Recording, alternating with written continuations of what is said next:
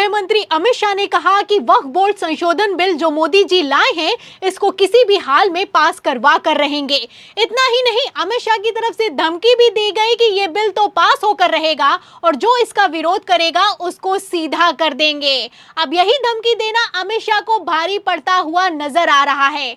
आपको बता दें, वक्फ बोर्ड संशोधन बिल का विरोध सिर्फ इंडिया गठबंधन ने नहीं बल्कि एनडीए के घटक दल नीतीश कुमार और चंद्रबाबू नायडू ने भी किया है। इस वक्त दोस्तों मोदी और शाह के भी होश उड़े हुए हैं। प्रधानमंत्री नरेंद्र मोदी जी और अमित शाह को जिस तरह से लाखों की तादाद में मुसलमानों ने घेरने का काम किया है और जिस तरह से टीडीपी यानी कि चंद्रबाबू नायडू और नीतीश कुमार की बैसाखियों पर प्रधानमंत्री नरेंद्र मोदी जी अपनी सरकार को टिकाए हुए हैं, किस तरह से यहां पर अल्टीमेटम जारी कर दिया गया है कि किसी भी तरह से मुसलमानों के विरोध में कोई भी बिल लाया गया तो सरकार को गिरा दिया जाएगा। आप लोग इस रिपोर्ट को देखिए।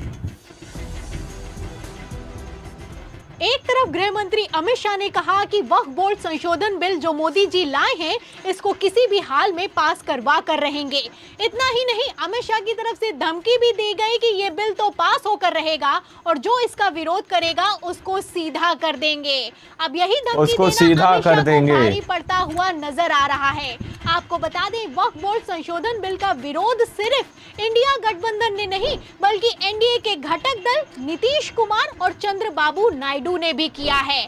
अब ऐसे हालातों में जब शाह धमकी देने पर आ गए हैं तो नीतीश नायडू ने कमान संभाली है और ऐसी कमान संभाली है कि नीतीश कुमार ने तो बड़ा ऐलान कर दिया है और चंद्रबाबू नायडू खेल गए हैं। तो चंद्रबाबू नायडू कितना बड़ा खेल गए हैं, पहले आप इस बयान को ध्यान से सुनिए। फिर नीतीश कुमार ने क्या ऐलान किया है और अमित शाह ने मोदी की कुर्सी को कैसे फंसा दिया है, उस पर आते हैं। आपने जिस पॉलिसी को इख्तियार किया, सेकुलरिज्म को आग लगानी चाहिए, उसका नतीजा इस इलेक्शन में क्या हुआ? बीजेपी हार गई। बीजेपी हार गई, बुरी तरीके से हारी।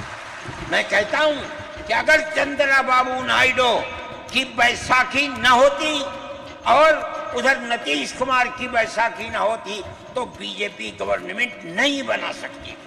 तो सुना आपने, जमीयत उलेमाए हिंद के अध्यक्ष अरशद मदनी की तरफ से बयान दिया गया है कि भारतीय जनता पार्टी 2024 लोकसभा चुनाव हार गई थी। अगर नीतीश नायडू की बैसाखी नहीं होती तो तख्ता पलट हो जाता। और अरशद मदनी की तरफ से मैं आपको बता दूं, ये बयान अकेले में नहीं दिया गया है बल्कि लाखों लाख मुसलमानों को इकट्ठा करके दिया गया है। तस्वीरें आप देख सकते हैं दिल्ली के इंदिरा गांधी स्टेडियम के अंदर, गांधी स्टेडियम में कितने बड़े सम्मेलन का आयोजन किया गया है। ये आयोजन जमीयत उलेमाए हिंद की तरफ से किया गया है और इस सम्मेलन का नाम है संविधान बचाओ सम्मेलन। इसी तरह के संविधान बचाओ सम्मेलन में पहले राहुल गांधी शामिल हुए थे और अब आप देख सकते हैं कि टीडीपी शामिल हुई है जो कि एनडीए का घटक दल है। तस्वीरों में आपको साफ एनडीए का घटक दल है टीडीपी के वाइस प्रेसिडेंट नवाब जान इस सम्मेलन में शामिल हुए हैं और तो और अरशद मदनी के जस्ट पड़ोस में बैठे हुए हैं। इन्हीं की तरफ इशारा करते हुए अरशद मदनी ने साफ कह दिया है कि अगर टीडीपी ना होती, जेडीयू ना होती तो इस बार भारतीय जनता पार्टी का सत्ता से निकाला हो जाता।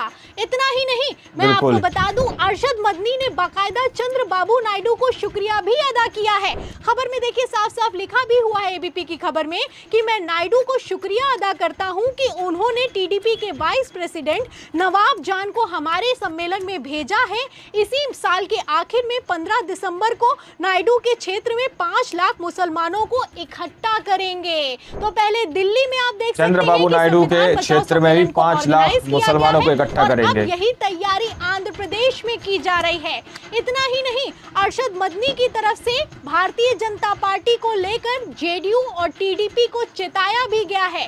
अरशद मदनी ने साफ कह दिया है कि अगर वक्फ बोर्ड संशोधन बिल पास हो जाता है तो इसके लिए जेडीयू और टीडीपी जिम्मेदार होंगे, इसलिए उनको एक्शन लेना ही होगा।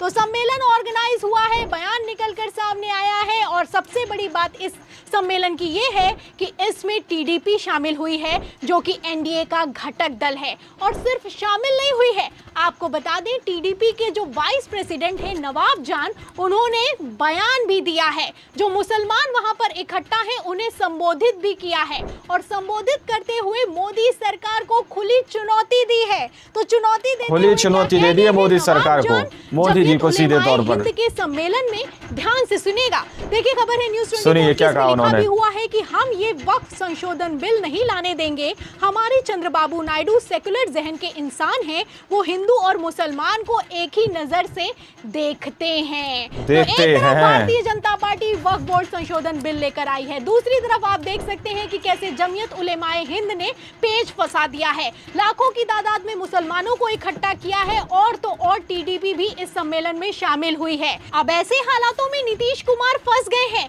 और कितना बुरा फंस गए हैं खबर भी मौजूद है। खबर आप देखिए नवभारत टाइम्स की, इसमें लिखा हुआ है कि बिहार में 17% वोट बैंक के लिए कांग्रेस ने नीतीश और चिराग पर फेंका जाल, दोनों के लिए कुआं खाई वाला हाल हो चुका है। खबर दूसरी देखिए हिंदुस्तान में लिखा हुआ है कि वक्फ बोर्ड संशोधन विधेयक पर बोली कांग्रेस, नीतीश चिराग क्लियर करे स्टैंड, बीजेपी पर भी लगाए हैं आरोप। तो आप देख सकते हैं कि नीतीश कुमार बेचारे ना घर के रहे ना घाट की स्थिति में फंस चुके हैं। एक तरफ भारतीय जनता पार्टी के सांसद गिरिराज सिंह बिहार में हिंदू स्वाभिमान यात्रा निकाल रहे हैं, बयान दिए जा रहे हैं कि मुसलमान घुसपैठिया है, मुसलमान अगर तुम्हें एक थप्पड़ मारे तो तुम पलटकर 2 थप्पड़ मारो। वहीं दूसरी तरफ अब वक्फ बोर्ड संशोधन बिल को लेकर पेच फंस गया है।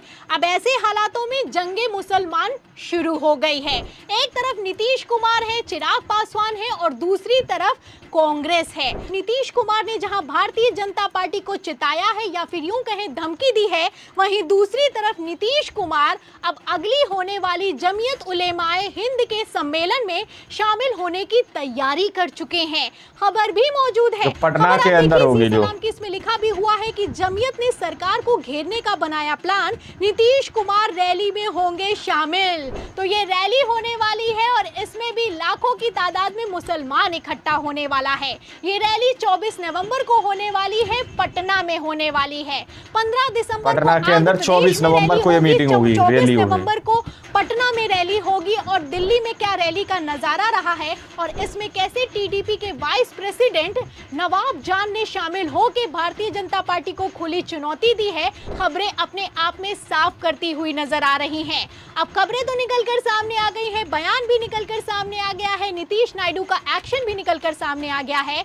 ऐसे में अमित शाह का क्या होगा, सवाल खड़ा होता है। वक्फ संशोधन बहुत बड़ा ये सवाल खड़ा होता है। 2024 वक्फ संपत्तियों के प्रबंधन और संरक्षण और उसके दुरुपयोग तीनों को कमिटेड है और आने वाले दिनों में पार्लियामेंट में इसको पारित किया जाएगा। तो अमित शाह ने तो तैयारी कर ली है कि अब ये वक्फ बोर्ड संशोधन बिल सदन से पास होकर रहेगा, लेकिन सवाल तो इस बात का है कि नीतीश के 12 और चंद्रबाबू नायडू के 17 सांसदों के बिना ये बिल पास नहीं हो सकता है। ऐसे हालातों में नहीं हो सकता और ये लोग पूरे विरोध में हैं। कुर्सी फंस गई है, क्योंकि मैं आपको बता दूं अमित शाह की तरफ से सिर्फ बयान नहीं निकलकर सामने आया है, बल्कि खबर भी मौजूद है कि किस तरीके से अमित शाह ने बाकायदा नीतीश नायडू समेत वक्फ बोर्ड संशोधन बिल का विरोध करने वालों को धमकाया है। खबर में देखिए लिखा भी हुआ है कि शीतकालीन सत्र में पारित होगा वक्फ बिल, अमित शाह बोले विरोध करने वालों को सीधा कर देंगे। सीधा कर देंगे, ये बात अमित शाह बोल रहे हैं, सोचिए। वक्त बताएगा, लेकिन फिलहाल पेच फंस गया है। अब ऐसे में नीतीश नायडू वर्सेस अमित शाह में कौन बाजी मारेगा, आपको क्या लगता है? आपको क्या लगता है कि क्या नीतीश नायडू ने पलटी मारने की तैयारी पूरी कर ली है? आपको क्या लगता है, क्या वक्फ बोर्ड संशोधन बिल को लेकर पेच फंस गया है? इस सवाल के जवाब में इस पूरी खबर पर आपकी जो भी राय है हमें कमेंट बॉक्स में जरूर लिखें। वीडियो को ज्यादा से ज्यादा शेयर करें, हमारे चैनल को लाइक करें, सब्सक्राइब करें, ज्वाइन करें। फिर मिलते हैं अगली खबर के साथ, तब तक के लिए धन्यवाद। दोस्तों आप लोगों ने इस वीडियो को शुरू से आखिर तक देखा। वीडियो के अंदर साफ तौर पर बात की गई है कि किस तरह से, जैसा कि मैंने आप लोगों को शुरू में बताया कि चंद्रबाबू नायडू ने जो है सीधे तौर पर अल्टीमेटम जारी कर दिया है। इसको यही समझा जाएगा एक अल्टीमेटम ही, क्योंकि उनके नेता की तरफ से बात की गई है कि वो हिंदू और मुसलमान नहीं करते हैं, बल्कि उनकी एक आंख हिंदू और एक आंख मुसलमान है। अगर एक आंख को तकलीफ होती है तो पूरे जिस्म को तकलीफ होती है, ऐसा कहना टीडीपी के चंद्रबाबू नायडू का है। अब जरा सोचिए, पटना के अंदर जो मीटिंग होने जा रही है, जो इज्तिमा होने जा रहा है मुसलमानों का, उसमें नीतीश कुमार भी शामिल होने जा रहे हैं, क्योंकि कहीं ना कहीं चंद्रबाबू नायडू और नीतीश कुमार के पास दोस्तों, शायद आप लोगों को पता होगा कि इन लोगों के पास जो है मुसलमानों का एक बहुत बड़ा वोट बैंक है, जिसकी वजह से ये लोग इस वक्फ वोट बिल जो लेकर आ रहे हैं प्रधानमंत्री अमित शाह जी, इनके वक्फ वोट बिल को पूरी तरह से खारिज करने पर ये लोग राजी हो चुके हैं और उन्होंने कह दिया कि कोई भी वक्फ वोट बिल जो है, संशोधन बिल जो है, पूरी तरह से पारित नहीं किया जाएगा। अब जरा सोचिए कि नीतीश कुमार जिनके बलबूते पर सत्ता के अंदर है, यानी कि मुसलमान वोट बैंक की वजह से सत्ता के अंदर है, चंद्रबाबू नायडू भी सत्ता के अंदर है, तो ये लोग तो हरगिज नहीं होने देंगे। जिस तरह की तस्वीरें इंदिरा गांधी स्टेडियम के अंदर के सामने निकल कर आई हैं, जहाँ पर टीडीपी के वाइस प्रेसिडेंट जो है वहाँ पर मौजूद थे, नवाब जान ने सीधे तौर पर बता दिया कि हम इस वक्फ बोर्ड का समर्थन नहीं करेंगे दोस्तों। तो ये मोदी और शाह के लिए एक बड़ी टेंशन हो सकती है, उनके लिए एक बड़ी चुनौती हो सकती है कि आखिर किस तरह से जो है अमित शाह जी कह रहे हैं कि हम इस वक्फ बोर्ड बिल को जो है लेकर आएंगे और जो भी इसको रोकने की कोशिश करेगा हम उसको सीधा कर देंगे। तो ये एक बहुत बड़ी चुनौती है बीजेपी के लिए दोस्तों। बाकी आप लोग के सामने इस पूरी रिपोर्ट को रखा है, आप लोग क्या सोचते हैं, क्या समझते हैं, अपनी राय कमेंट सेक्शन में जरूर दीजिएगा। मिलते हैं अगली वीडियो में, जब तक के लिए जय हिंद, जय भारत।